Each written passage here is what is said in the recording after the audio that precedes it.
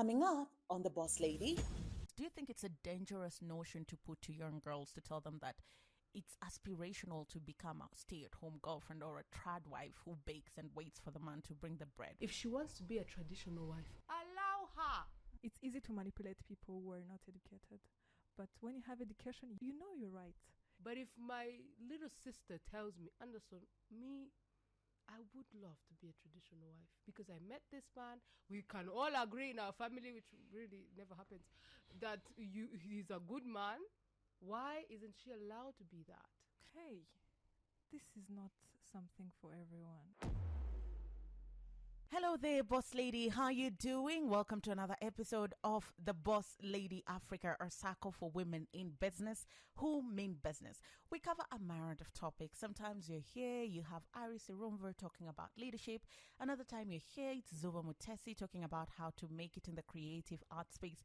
Another time we're hanging out with Anderson and she's talking to us about being an artist, the mental strength that comes with it, but also the creative success and beauty that comes from the other side of creating. And today we're here to talk about talking up and taking up space. This episode takes me back to when Zozibini Tunzi was on the finals of Miss Universe at the global stage, and she was asked a question by Steve Harvey of what she would tell women to do, and her answer propelled her to becoming one of the very few Black African women with short kinky hair standing tall in her South African glory to get that crown. And she said women need to take up more space. That one bite went viral, and that is the basis of our conversation today. This is a statement that resonates with women, not just on the global stage, but also locally. Went viral, and that is the basis of our conversation today. This is a statement that resonates with women, not just on the global stage, but also locally. And our guest, a fantastic lady, a Rwandan who understands the nuances, the culture, and the reason why this conversation is so important. Boss Lady, welcome. Thank you. We have now made it a habit to allow women to introduce themselves because only they know how they lace the shoe and how it fits. So introduce yourself. All right. Thank you for the space. Naomi Nautarama, and just a loving girl, bold, and I'm a creative, but in another sector, environmental sector, and I love nature. I love everything around nature. So, yeah. Well, for a second, I got lost in looking at you. And I want to describe the listener to you. She's wearing glasses, gold earrings, a middle part on her hair, silk shirt, blue nails. Very bold, actually. Yeah? And I think that sits in with the conversation that we're having because the nails, they're stiletto and blue and so beautiful. They make a statement by themselves. And that is the core of the conversation that we're having today. And that's also part of the path that you've chosen, that women need to sit in their space, be bold, have conversations and speak up for themselves. How did this come to you? So this came to me as I said before, I'm a creative who works in an environmental sector. And I love African cultures, stories, hearing stories about African culture.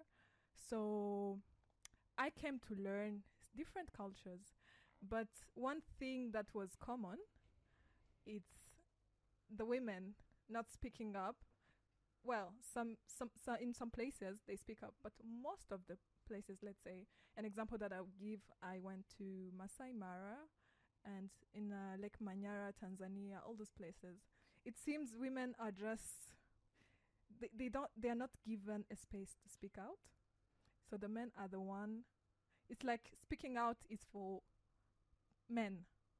It's left for masculinity. It's not feminine, if I can call it that way. So yeah, that's why it really touched my heart. And it's something that we can see in our daily life. Coming from university, I just graduated, by the way. So I would see when I ran for vice president in what is it called? Student Representative Council. I was the only woman. And our leaders were like, why can't women come up? The only reason I would talk to some intelligent, smart ladies, but they were like, that position, the president position is for men. And it's an unspoken thing. Nobody has come up and said, hey, this is for men. Nobody. But it's just engraved in us. So, yeah. I wanted to explore something that you said that is engraved in us. Mm-hmm. Where do you think is the genesis of that? Is it how we are brought up? Is it how we are spoken to? Is it the place that we put? I would say how we grew up. Mm-hmm. Mostly how we see our parents. And a typical example that I would give, you can see if you had a mother who was a leader. If I say leader, not a minister or a president or anything, no, just holding a position of a leader or who was bold to speak up, then the kids will tend to be like the mother. Or if you have an auntie, it doesn't have someone just close to you who is a leader, you tend also to be bold to speak up. But when you didn't see that, you only see in your family, because those are the things that we tend to copy indirectly. So if you tend to see your family, the women in your family not speaking up, just letting the men make decision, how will you speak up? So it affects you. You just see it and you just don't comment it. Yeah. Or you decide to work on it or not. So, yeah, I think that's how it affects us. But don't you think also it's just about we've gotten to a place, so now we are realizing that the effort of women has been minimized a lot. Because women, it has been reduced to domestic labor and homekeepers, but they're managers of the house. Most of the time, have you realized, at times, even in school, when a kid comes to school and they're disoriented, the mom has traveled. Yeah. You understand? When moms were literally managers and we were not trained to see that they were actually the leaders of the home. Yes, the men might bring the money and providence. And in many instances, women do small businesses. So they're also providers in a sense. Yeah. But they're good managers and leaders because irrespective of how little or how much you heard, women kept the home going and managed the affairs of the home. Yeah. But do you, from there, if we are still there, but do you think on the side that there is an unspoken thing that a lady does not, she has to be discreet, or she has to be, yes, she can be a leader, but there is this unspoken thing. You have to be discreet, you have to be feminine, but that femininity, it's always portrayed like, don't speak too loud, don't speak too much. But when a man does that, nobody says, nobody comments on it. Yeah. So that's the misunderstanding of the leadership when it comes to men and women. Yeah. Let's talk a little bit more about that. I tend to term it as forced humility. You're forced to be humble. Yeah. You're good, but you're not too good. Like don't make it known. Don't flaunt it around. And I've seen this. I've lived in West Africa a part of my life, and I've seen women who are leaders, who are CEOs of big banks, they're MDs, they lead multinationals. But somehow they'll try to minimize that by saying, don't see me like this, so I cook for my husband. Don't see me like this, so... And there was a time I had a very heated conversation with a friend of mine in Ghana who was telling me, irrespective of where you go to, you'll still have to cook for your man. And he was telling me, the CEO of such and such a bank, she still cooks for her husband. I say, if I have money, I'll hire a chef. Yeah? There's this thing where it's essential for you to minimize yourself so that you're bite-sized, so that you're a good woman. Yeah. I think, and again, it comes with the beliefs, with submission. Submission comes with religion, with the culture, what we believe or our culture tells us. Because even though let's take an example of Rwanda. A woman is given a lot of respect, but she's expected, to, no matter the title you have, at least you have to cut for your family, you make sure everything is arranged, and on top of that, break down cut for family for me. You're the one who organize what they're going to eat for the whole week or on a daily basis. You're the one who is going to make sure you've told the nanny to buy groceries or make sure they buy everything in the house. You'll make sure, oh my goodness, You have to make the bed. Nobody will enter in your room, in your the so-called the boss room. Nobody will enter to clean that room. Yeah, and that's after the whole day of work, and you're expected to do all that.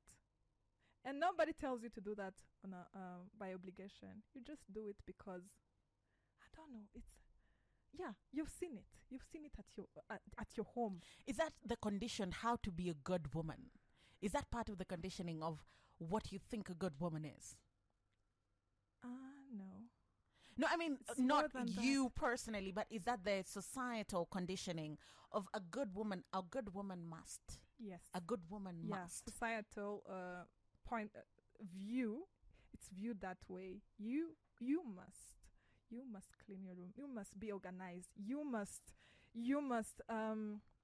take care of your body. You must sit this way. By the way, that's something that we all grew up as girls. We were taught that way, but we never seen our brothers telling them, "Hey, you sit that way." That's why Sit they're always properly. spreading in the car. You sit Sit with them. properly. So Yeah, even if when you were not wearing dresses, you were just told to sit in a certain way. So you were like, for I'm the one. I must take care of myself. I must portray myself in a certain way to be a good kid, young girl, or a good woman.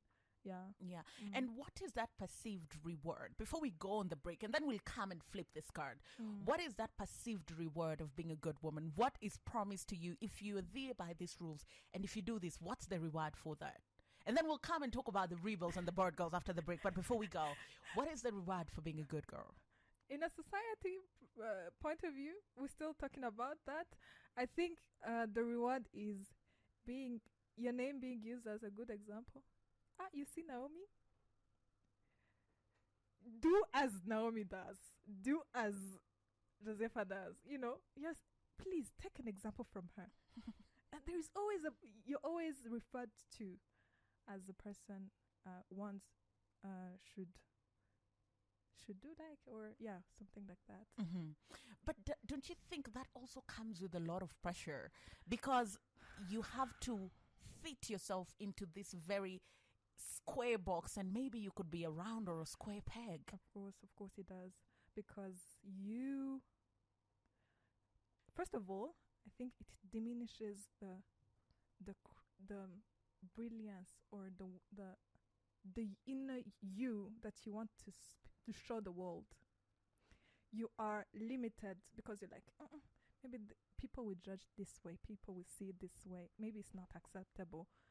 And then you tend not to be you and trying just to cope with the society, what the society loves or what they praise. And then at the end of the day, you will just be somewhere, like Anderson said, being a doctor, but yet you're an artist. Within you, you're an artist. You love it. You easily speak as an artist more than a doctor. So it hinders our creativity, everything. Yeah. Just you. It steals who you Kills are. you who you are. Yeah. Yeah. We're going to take a short commercial break, but when we come back on the other side, we're going to flip this card and we're going to find out why she's passionate about women speaking up and taking up space. Thank you so much for joining us back. If you're just joining in, this is the Boss Lady Africa with me and Dero Ganga, and today we're discussing about women taking up space. In the first part of the show, we were talking about what society perceives as a good woman, what does it take to be a good woman, and what is the perceived reward. Okay. And you're quite a fairly young lady, so you're coming up at a different time. Mm-hmm.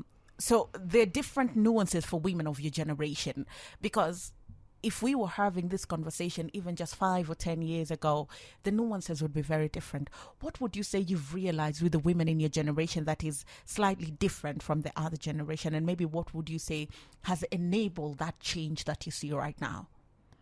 I would say the ladies in my generation, they're empowered and they are inspired to know themselves and reach not only on the stars, but achieve more, which is different with the ladies back then, our mothers, our aunties, it was just finish high school, get married. If you're lucky enough to even finish high school, just get married. And then the man will provide. And nowadays, we are just taught to be bold. You are able, you are capable, you can, you have a lot in you. And then it even inspires you to dig a lot more inside you on what you're capable of. And you're amazed about that. And what allow us to be that way, I think it comes with good leadership. The leadership that promotes education. I think education is very, very important. It's easy to manipulate people who are not educated. But when you have education, you know you're right. You know what you're worth. I don't know, education, oh my God. Yeah, so I think we had a chance to get good education and a good leadership. Yeah. And I like that you mentioned that, because education, particularly for women, Yes. because women for a long time have been very vulnerable. Yeah. It's very easy to manipulate someone who's not educated, as you'd said, because they're not exposed. Yeah. But also education is tied to finances, Mm-hmm. and money means independence. There's some women that have been locked in situations that are not healthy for them, Yeah. that they know are not healthy for them, but they are unable to separate or take themselves out of that situation because of money. I want us to talk a little bit about that. What has been your experience in terms of financial independence, a woman's independence, and her ability to live to her full capacity?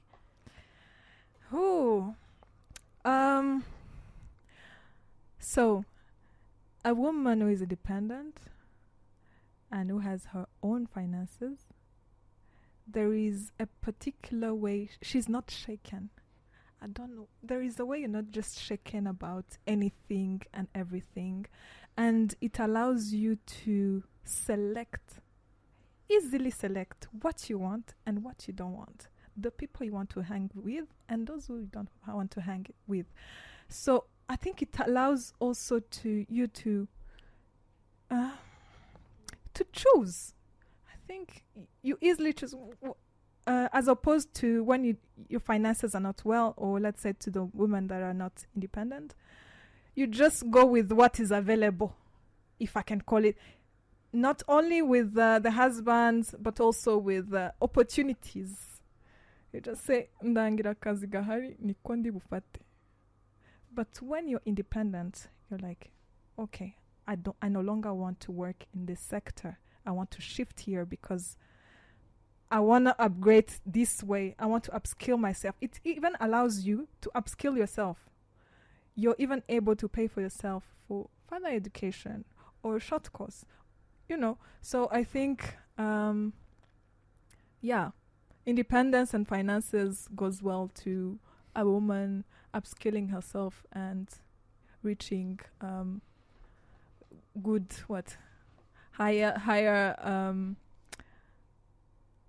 higher standards, if I can say. Yeah. I want to almost come to a close and finish this with a very problematic discourse that I've been seeing on TikTok. Yeah. Because your generation is showing us older girlies a lot of new things that we didn't know existed. There's this new notion called the stay-at-home girlfriend and the trad wife. Yeah. And it has been romanticized online, where you could be a lady with an education, with plenty of opportunities that you could take advantage of, but you decide that you're going to center your life around a man, bake a little, wear cute clothes, take videos on social media. Many of them are working. They're working as influencers. But this narrative is being perpetuated to people that might not understand the different layers of how a gender setting works. What would you say, as someone of this generation, what do you think of this? Do you think it's a dangerous notion to put to young girls, to tell them that it's aspirational to become a stay-at-home girlfriend or a trad wife who bakes and waits for the man to bring the bread? Or do you think it's something that it has its place too? Hey, this is not something for everyone. I mean, there is a minority of ladies who maybe met men that really are providers naturally. But then this puts pressure to those who are not like those ladies to find those men, yeah? So that they can have that soft life, if I got well your question.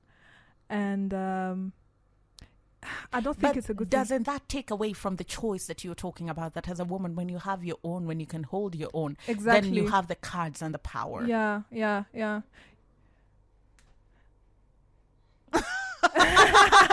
That's why I started by saying it's a very problematic discourse. But the essence of it is for these conversations to be hard. Because the more women talk about it, the more we can pick apart what's not working and leave what's working. This is Anderson speaking, causing problems. I'm very sorry. But the concept of choice is that the choice is we are coming into a world where women are experiencing something we've never been allowed to do, which is have a choice. If she wants to be a traditional wife, allow her to be a traditional wife. Because we have Andersons here, who it is completely impossible for me to be a traditional wife. But if my little sister tells me, Anderson, I would love to be a traditional wife because I met this man. We can all agree in our family, which really never happens, that he's a good man. Why isn't she allowed to be that? But I've seen all the girlies on the same TikTok talk about how when you're 23 and 24, Yes. you can be a stay-at-home girlfriend and a stay-at-home wife, a trad wife, because there's the aesthetic part. Yes. There's the gift part. There's the trophy part that comes with you being that for the man. The man gets something out of it. Yes. And when he has exhausted what he can get out of it, you're now 35 or you're now 40. The body is not the same. You've had kids. Yes. He has advanced his career. There was this one story of this lady I saw who both of them went to law school. And when they graduated law school, they decided that she was going to raise the kids. He's worked. He's a big lawyer right now. And she's never worked a day in her life. And now he's realized that for the past 9 years, he'd been cheating on her. Yes. And she's just had enough. Yes. Yeah. And even in leaving, she can't stay with the house because she can't afford Yes. the house. Yes. She has no work experience. She has 3 kids. So everything is on the man's thumb. And while it's a choice, where does that leave you as a woman with power dynamics? That would be my last question. This is why I will never stop sitting with women so that we talk. I will talk when I'm sick. I will talk when I'm healthy. Because I am a product of that. My mother stopped working when I was probably 3 or 4. There are serious benefits of my mom being at home, being a traditional stay-at-home. Yeah. I was never raped. I never had to deal with maids pouring hot water on me, or because my mom always sang, "Where is Anderson? Where is Anderson? Where is Erika? Where is Erika?" When I sit with women, young women, my age and older, they have the most horrific stories I've ever had in my life because of women not being at home. When you were even discussing those issues were coming up, when you were asking how questions, women have to deal with a high level of insecurity or very low self-esteem because of how they were raised. What does that mean? When I was home with my mother till now, you cannot say anything stupid when my mother is around about me. You can be joking. And there's one I say, my mom is like, shut, whatever you were about to say about her, swallow it. Don't give her that poison. So now there is most women that want to be traditional wives did not have their mothers at home. And people they are trying to keep it quiet. And that's why they force the aesthetic part of it, because they are not saying why they want to be traditional women. Why is it that this thing is so important to you? You studied, you are smart, you learned law, but something about staying at home and taking care of your kids, this woman is very keen on it. But then I ask her and she retrieves because she doesn't want to tell me she was raped by the maid. She doesn't want to tell me that when she was not home, an uncle entered the room because there was no supervisors there. And when it comes to Africa, these stories, they get more horrific than where you go. So for me personally, you asked that question. It happened like that for my mother. My dad goes to work. My mom lets him handle the finances because she's taking care of us. When I'm 8, my mother realizes my father has sold everything and we are completely broke. Like next level of broke. Yet we were living in a house of etage, floored house, there's pools, there's 5 cars, there's so much richness. But all of it was a front. My dad was completely bankrupt and we were broke.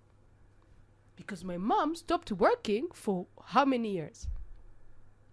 does that remove what my mom has given me by being a traditional woman, a traditional wife? No, it does not. Because I have friends who were in the same tax bracket when it came to richness. When I sit with these girls and I ask them, you know, me, we had this problem, we went through so much hardship, we faced poverty, homelessness, and I state my very acute problems, and they're looking at me, they're like, but were you raped though? No. Isn't it why you're so strong and you can go forth? You see, the thing of being a pioneer, this is what we're discussing right now. We're asking, so if women go to work and they're not yet, they're if I have children right now, do I stay at home or do I keep working?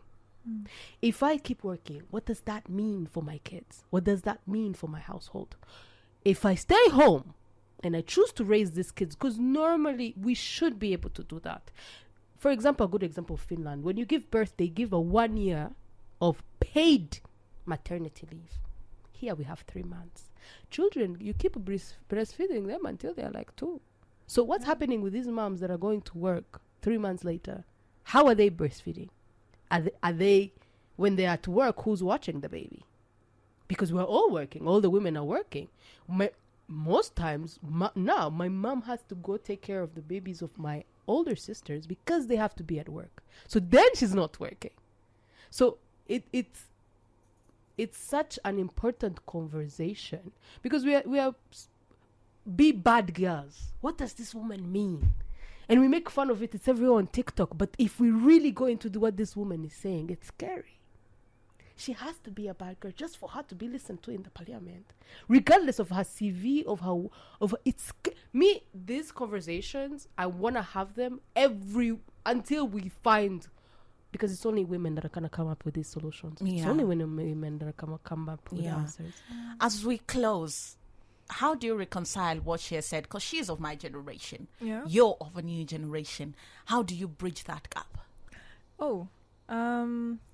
So I would say, by the way, I resonated with what you just said because I've experienced my family where I saw my dad just telling my mom to stop working to be a housewife. So because of jealousy now it's another topic. It's another topic. Stay home, be a housewife, not because I will be providing more or a lot more, but because I want you to stay home. I don't want other men to look at you. Yeah. And then she just stopped her career since then. So now if she wants to do anything that is work related, it's business. She won't go to the offices because she stopped her career from, and corporate life is done. It's done since that day. So as for me now I'm a remote worker. I work from home. I see that as, I love it because if I'm to be married and have kids, it will allow me to stay. Option. That it will allow me to stay with my family closely. I won't have to go out as much as often as those who work from the office do. So I think nowadays, and the remote jobs are getting more and more.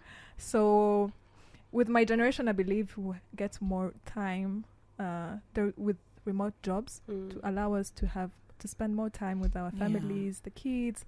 And so your generation doesn't have to pick either or. It's no longer generation of absolutes. You can be an accomplished career woman while also being a mom. You have the choice to choose a husband who is safe and secure enough in you working. And you also are money smart enough. You're mentioning Ivy. Should you even decide that I'm not going to work for 2 years when I have kids, then before you have kids, you've put some money in the MMF, you've built a good network of women so that when you're ready to go back to work, you know who to call. You say, hey, Naomi, I'm done with my maternity leave. I want to come back to work. Interesting conversations. The thing about Boss Lady is the conversation starts as one thing and then finishes as another thing. Josefa is looking at me and saying, this is not the interview I booked, but either way, I think that's the beauty of organic conversations, that just like water, they're able to flow. Thank you so much for coming on the show. Thank you for sharing the perspectives of young women, because tomorrow belongs to you. Myself and women of my generation, we're beginning to pass the baton to you. And it's very, very, very comforting to see that you guys are very self-aware, to see that you're cognizant with the nuances of the society. You know what you want and you know how to get it. Yeah. Thank you for coming. Thank you so much. That's all we had for you on the show. My name is Andira Oganga. Again, this was Royal FM, but you can always listen to us on podcast online platforms, The Boss Lady Africa on Spotify, Apple Podcasts, and you can find us on YouTube as The Boss Lady Africa. Thank you for listening. I'll see you again next time.